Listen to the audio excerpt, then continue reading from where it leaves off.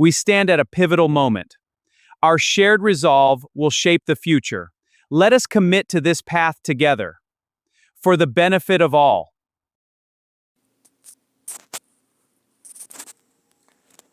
Bon, j'ai fait une petite erreur. Gary Newsom. Gavin Newsom, excusez-moi. Présentement, il est le gouverneur de la Californie. Depuis 2019 à 2028, il va faire gouverneur de Californie, c'est-à-dire les 2 mandats maximum qu'un gouverneur peut être en Californie. Donc, si M. Newsom ne se présente pas à la présidence des États-Unis, il ne pourra plus faire de politique active à trop pas à ce niveau-là. Quand même, la Californie, en étant gouverneur là-bas, c'est l'équivalent d'être président de bien des pays en Europe ou à travers le monde. Comment faire je vais vous faire une brève petite historique de lui. Il est né à San Francisco en 1967.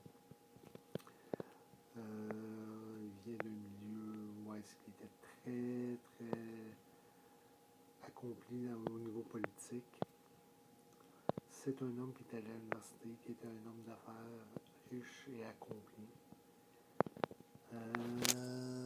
À partir de 2004, par contre, il commence à servir dans le plus son service public. De 2004 à 2011, il fut maire de San Francisco. De 2011 à 2019, lieutenant-gouverneur de la Californie. Et de 2019 à maintenant, gouverneur de la Californie. C'est quelqu'un d'impressionnant, charismatique, parcours. Il y a Harris, il y a peut-être Kamala Harris qui a un parcours comme lui, qui va être la deuxième de qui je vais parler. Buttigieg, que j'aime bien, ils n'ont pas leur parcours. Alexandra Cortez, d'après moi, elle est trop à gauche. Mais on va faire une réanalyse plus tard. Mais là, c'était le bloc Newsom, qui est le prétendant le plus sérieux au titre. Thank you for having me here today. We must come together to address these challenges. I am committed to building a brighter future for all. Maintenant, la deuxième personnalité politique que je vais vous présenter, c'est Kamala Harris.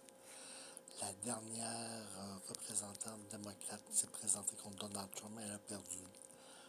Malheureusement, M. Biden s'est retiré un peu tard dans la course. Il n'a pas laissé de grande chance à Mme Harris. Elle l'a encore sur le cœur. Elle n'a pas confirmé qu'elle voulait retourner en politique active.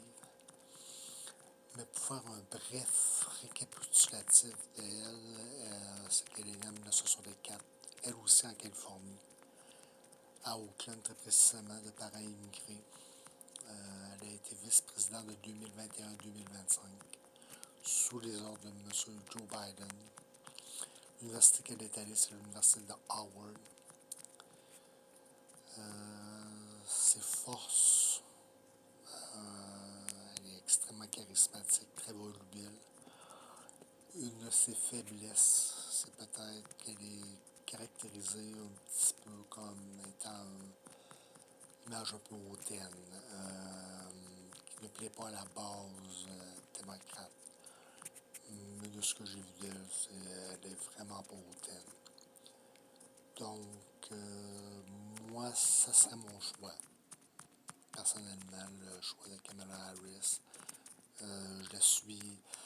Les 4 que je vais vous parler, je les suis depuis à peu près 5 ans. J'ai eu une période dans ma vie où est-ce que j'écoutais du CNN 7 heures par jour, puis il parlait tout le temps de Kamala Harris. Et puis, elle était encore Attorney General, puis je la connaissais, donc c'est de longue date. J'ai vraiment confiance en elle de pouvoir faire toute une présidente. We must confront these challenges head on. Our collective action is essential. Innovation will be our greatest asset. Let us commit to this path.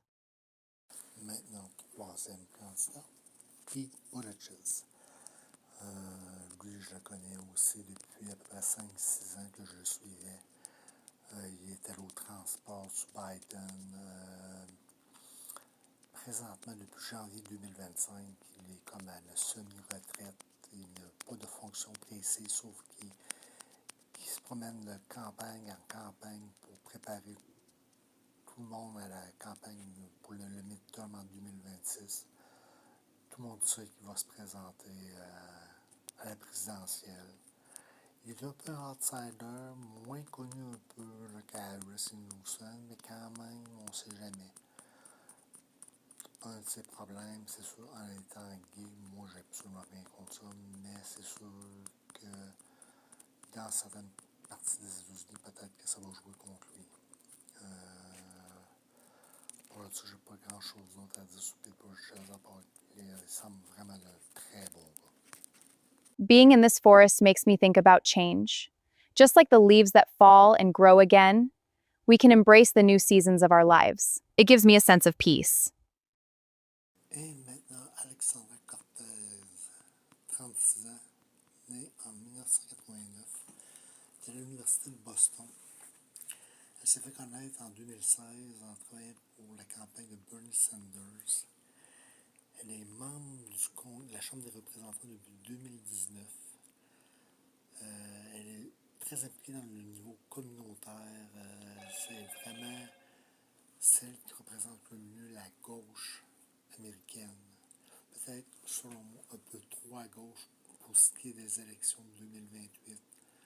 Elle reste brillante, intelligente, mais je ne pense pas qu'elle ait vraiment des chances contre Harris et Newsom. Même Buttigieg a plus de chances qu'elle.